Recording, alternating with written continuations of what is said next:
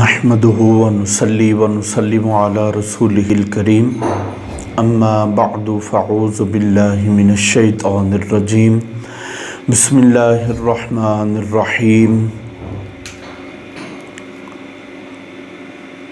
آج 3 رمضان المبارک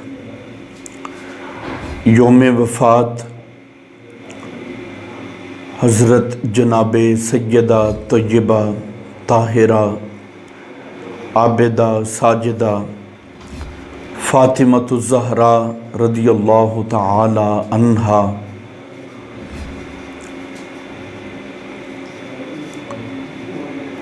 اس کے حوالے سے درس حدیث شریف کا آج ہمارا اسپیسیفک پروگرام ہے۔ حضرت جناب سیدہ طیبہ فاطمۃ الزہراء رضی اللہ تعالی عنہا، آپ کا اسم شریف فاطمہ ہے۔ فاطمہ یہ فتم سے بنا، اس کا معنی ہوتا ہے چھڑانے والی۔ علماء، فضلاء اور فقہاء کرام نے ارشاد فرمایا، چونکہ آپ گناہ گاروں کو جہنم کی آگ سے چھڑا کے ان کے جنت کے اندر جانے کا ذریعہ اور سبب بن جائیں گی، اس وجہ سے آپ کو فاطمہ کہا جاتا ہے۔ آپ کو بطول بھی کہا جاتا ہے، جس کا سادہ اور سلیس معنی یہ ہے پاک دامن۔ چونکہ آپ کی حیاداری کا عالم اتنا وراء الورا ہے کہ آپ کی حیا اور پاک دامن رہنے کی صفات کو دیکھ کے آپ کو بطول کہا جاتا ہے، اور آپ کو زہرا کہا جاتا ہے۔ زہرا کا معنی ہوتا ہے کلی، زہر ورد، گلاب کا پھول کلی، زہرا ایک کلی۔ اس لحاظ سے چونکہ آپ جناب نبی پاک صلی اللہ علیہ وسلم کے خاندان شریف سے تعلق رکھنے والی، اس سے وابستہ اور پیوستہ ہیں، اور اس پورے چمنستان کرم کی ایک کلی ہیں، نبی پاک علیہ الصلوۃ والسلام کے جسم اقدس شریف کا ٹکڑا ہیں، اس لیے آپ کو کلی کہا جاتا ہے۔ آپ کی شان و عظمت کے اعتبار سے قرآن مقدس کی آیات بینات اور احادیث مبارکہ بیسیوں کی تعداد کے اندر موجود ہیں۔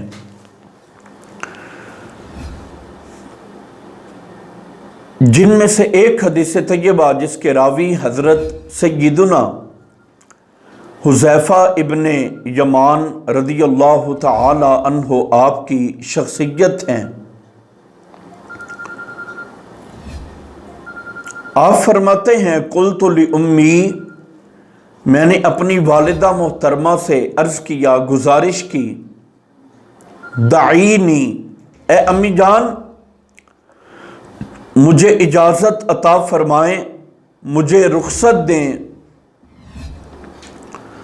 آتی النبی صلی اللہ علیہ وسلم، کہ میں جناب نبی کریم رؤوف الرحیم صلی اللہ علیہ وسلم کی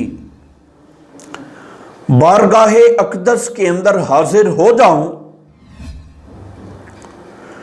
فَأُصَلِّي مَعَهُ الْمَغْرِبَ، اور حاضر ہونے کے بعد فَأُصَلِّ اگلا کام میرا یہ ہو.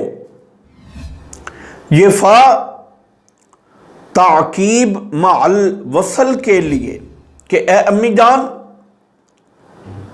میں اللہ کے پاک نبی کی بارگاہ کے اندر حاضر ہو جاؤں گا. حاضری یہ بھی ضروری ہے اس آستانہ پاک کی، اس در اقدس کی. اور اس کے بعد اگلا کام میرا یہ اصلی معاہ المغرب کہ اللہ کے پاک نبی کے ساتھ نماز مغرب ادا کروں. علماء کرام فرماتے ہیں کہ آپ اور آپ کی والدہ محترمہ گھر کے اندر اکیلے ہوتے تھے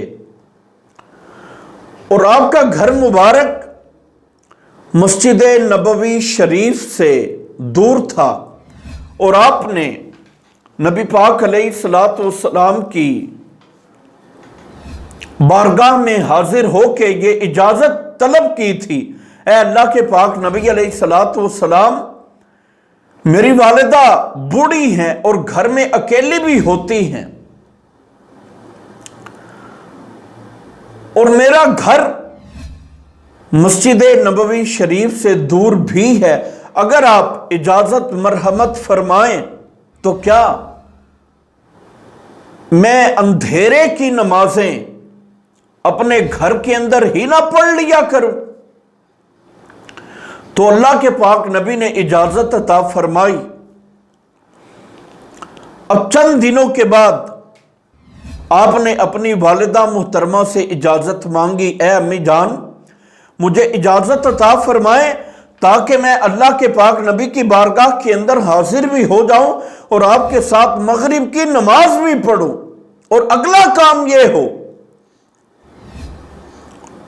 وَأَسْأَلُهُ أَن يَسْتَغْفِرَ لِي وَلَكِ میں ان سے یہ عرض کروں، یہ گزارش کروں، یہ سوال کروں کہ آپ میرے لیے بھی مغفرت کی دعا کریں اور میری والدہ محترمہ کے لیے بھی مغفرت کی دعا کریں. یہ ایک جلیل القدر صحابی کا عقیدہ ہے کہ اللہ رب العزت وحدہ لا شریک ہی سے مانگنا چاہیے اور رب ذوالجلال گھر کے اندر بھی سنتا ہے اور عطا فرماتا ہے. لیکن جس طرح اللہ رب العزت اپنے پاک نبی کی دعا سنتا ہے اس طرح کسی اور کی نہیں سنتا. اور یہ بھی درس دے رہے ہیں کہ کبھی کبھی بزرگان دین اسلاف امت ان کے پاس جا کے حاضر خدمت اقدس ہو کے ان سے دعا کروا لینا یہ بھی اللہ کے پاک نبی علیہ الصلوۃ والسلام کے اصحاب کرام کا وتیرہ اور ترہ امتیاز ہے. اور یہ پوری کائنات کو ایک میسج فراہم کر رہے ہیں کہ اے لوگوں دعا کی مقبولیت گھر کے اندر بھی ہے اور دعا کی مقبولیت بزرگان دین خصوصاً انبیاء کرام علیہم الصلوات و تسلیمات کے آستانوں پہ بھی ہے. تو آپ فرماتے ہیں میں نے اجازت لی فأتیت النبی صلی اللہ علیہ وسلم فصلیت معاہ المغرب کہ میں اللہ کے پاک نبی کی بارگاہ کے اندر حاضر خدمت اقدس ہوا اور حضور کے ساتھ میں نے مغرب کی نماز پڑھ لی. فصلا اب اللہ کے پاک نبی اپنی نماز پڑھتے رہے یعنی نوافل وغیرہ ادا فرماتے رہے. اس سے یہ بھی پتہ چلا فرض عبادت جو انسان کے ذمے ہے انسان اسے ضرور ادا کرے گا اور اس کی ادائیگی کے بغیر کوئی چارہ کار نہیں ہے. اور جب انسان کے فرائض اور واجبات یہ مکمل ہو جائیں اس کے بعد بندے کو چاہیے وہ نفل عبادت بھی کرے. یعنی انسان اپنی فرض نمازیں ادا کرے، رہ گئی ہوں تو قضا کرے. جب انہیں ممکن بنا لیا ان کی ادائیگی کو اپنا لیا اب انسان کو چاہیے کہ وہ نفل عبادات بھی کرے جس طرح کہ بخاری شریف کی ایک حدیث طیبہ نے پیغام دیا کہ جب انسان نفل عبادت کرتا ہے تو وہ اللہ رب العزت کا قرب پاتا ہے، قرب خاص کے اندر وہ چلا جاتا ہے، پھر وہ وقت آتا ہے کہ انسان نفل عبادات کرتا جاتا ہے اور اللہ رب العزت کا پسندیدہ بندہ بنتا چلا جاتا ہے۔ تو فرمایا کہ اللہ کے پاک نبی نوافل وغیرہ ادا فرماتے رہے حتیٰ صلی العشاء، یہاں تک کہ آپ نے عشاء کی نماز بھی پڑھائی۔ عشاء کی نماز پڑھانے کے بعد ثم انفطل، ثم لفظ یہ اصولیات کے مطابق، عربک قوانین کے مطابق تراخی کے لیے آتا ہے، یعنی عشاء کی نماز پڑھ کے آپ تھوڑی دیر تشریف فرما ہوئے، لوگوں کے ساتھ باتیں کی، ان کی حاجات کو سنا، ضروریات کو پورا کیا۔ ثم انفطل، پھر آپ اپنے گھر مبارک کی طرف رجحان فرمانے لگے، آپ نے ادھر رخ فرمایا۔ حضرت حذیفہ فرماتے ہیں فَتَبِعْتُهُ، میں بھی اللہ کے پاک نبی کے پیچھے پیچھے چلا، فَسَمِعَ صَوْتِي، حتیٰ کہ اللہ کے پاک نبی نے میرے قدموں کی آواز کو جب سنا، فَقَالَ، تو آپ نے فرمایا مَنْ هَذَا، یہ کون ہے؟ مڑ کے نہیں دیکھا۔ اللہ کے پاک نبی اپنی طبیعت پاک کے مطابق چلتے جا رہے ہیں، میرے قدموں کی آواز آہٹ اور بھن بھناہٹ کو سنا ہے، سرسراہٹ کو سن کے آپ نے بغیر پیچھے دیکھنے کے فرمایا من ہاذا، یہ کون ہے؟ اور خود ہی فرمایا حذیفہ، اے آنے والے کیا تو حذیفہ ہے؟ بغیر دیکھنے کے اللہ کے پاک نبی نے فرمایا، پہلے فرمایا کون ہے، پھر فرمایا کیا آپ حذیفہ ہیں؟ آپ فرماتے ہیں قلت نعم، میں نے عرض کیا جی ہاں یا رسول اللہ صلی اللہ علیہ وسلم، اے پیارے آقا میں حذیفہ ہوں۔ تو اللہ کے پاک نبی نے فرمایا ما حاجتک غفر اللہ لک ولی امک، اے حذیفہ اب کون سی کمی رہ گئی ہے، جائیں آپ اپنے گھر کے اندر چلے جائیں، اللہ رب العزت نے آپ کو بھی بخش دیا، رب نے آپ کی ماں کو بھی بخش دیا ہے۔ کتنا پیارا عقیدہ کہ بن مانگے دیا اور اتنا دیا کہ مقدر میں میرے سمایا ہی نہیں۔ تو حضرت حذیفہ فرماتے ہیں اب جب میں جانے لگا تو اللہ کے پاک نبی نے فرمایا اے حذیفہ ذرا ٹھہرے، میں رک گیا تو فرمایا ان ھذا ملک، یہ فرشتہ، یہ جو سامنے کھڑے ہیں یہ ایک فرشتہ ہے، لم ينزل الارض قط قبل هذه الليلہ، اس رات سے پہلے وہ کبھی زمین کے اوپر نہیں آئے، استأذن ربہ ان یسلم علیہ، اس فرشتے نے اللہ رب العزت سے اجازت مانگی ہے اس بات کی کہ یہ مجھ پہ آپ کے آ کر سلام کہیں گے، وَيُبَشِّرَنِي، اور مجھے خوشی کی خبر دیں گے، بِأَنَّ فاطمہ سیدۃ نساء اہل الجنہ، کہ حضرت سیدہ فاطمہ جنتی خواتین کی سردار ہیں، وَأَنَّ الْحَسَنَ وَالْحُسَيْنَ سیدہ شباب اہل الجنہ، اور حضرات حسنین کریمین جو جنتی نوجوانوں کے سردار ہیں۔ یہ فرشتہ مجھ پہ خوشی کی خبر لے کے آیا ہے اور مجھے سلام کرنے آیا ہے، آج سے پہلے نہیں آیا۔ اور کیا شان ہے حضرت حذیفہ کی، آپ نے یہ عرض نہیں کیا اے پیارے آقا آپ بھی انسان ہیں میں بھی انسان ہوں، یہ فرشتہ آپ کو دکھائی دیتا ہے لیکن مجھے دکھائی نہیں دیتا۔ آپ نے اللہ کے پاک نبی کے فرمانے عالی شان کو سچ جانا۔ یہ مقام و مرتبہ جناب سیدہ فاطمہ الزہرا کا، آپ کی حیاداری کا یہ عالم ہے کہ حضرت جناب انس ابن مالک رضی اللہ تعالیٰ عنہ آپ فرماتے ہیں صحابہ کرام کا جمع غفیر، اللہ کے پاک نبی نے فرمایا اے صحابہ مجھے یہ بتاؤ کہ کسی بھی خاتون کی سب سے بڑی خوبی کیا ہے؟ حضرت علی فرماتے ہیں جب میں نے یہ سوال سنا میں اپنے گھر کے اندر گیا اور جناب سیدہ فاطمہ الزہرا ان سے پوچھا، اے جناب فاطمہ کسی بھی خاتون کی سب سے بڑی خوبی کیا ہے؟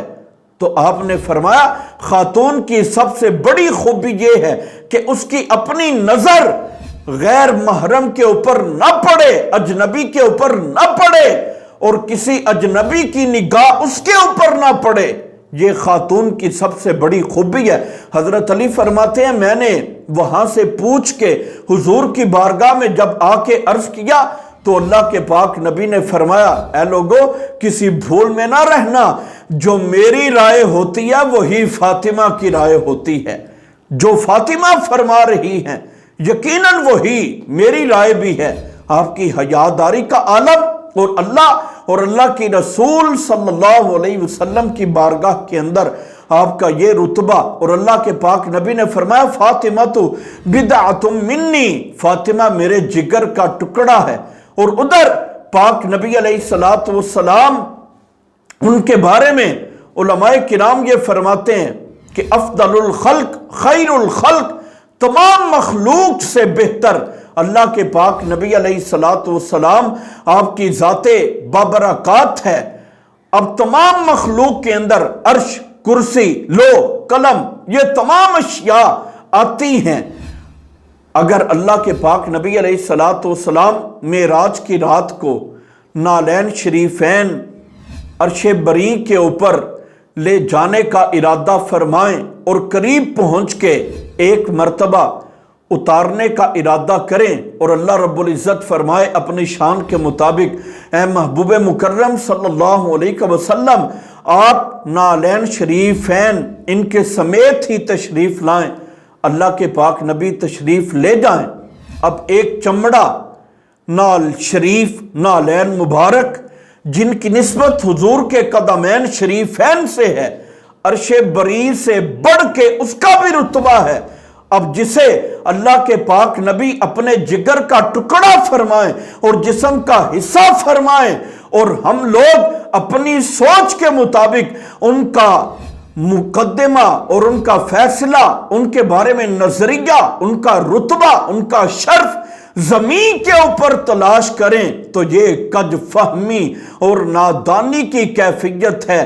ان کا رتبہ زمین پہ نہیں، ان کے چرچے عرش بری پہ ہوتے ہیں۔ اللہ رب العزت وحدہ لا شریک حضرت جناب سیدہ فاطمہ الزہرا ان کے فیضان پاک سے پوری دنیا کے مسلمانوں کو فیض بار فرمائے۔ اللہ رب العزت کرونا وائرس سے تمام مسلمانوں کو نجات عطا فرمائے۔ اللہ رب العزت پوری کائنات پہ دین اسلام کو، ملک پاکستان کو اور مسلمانوں کو عزت، شوکت، غلبہ اور استحکام نصیب فرمائے۔ آپ کے فیضان پاک کے توسل سے اللہ رب العزت امام حاکم عادل ہمیں نصیب فرمائے اور ان کے ذریعے اللہ رب العزت تمام مسلمانوں کو سرفراز فرمائے۔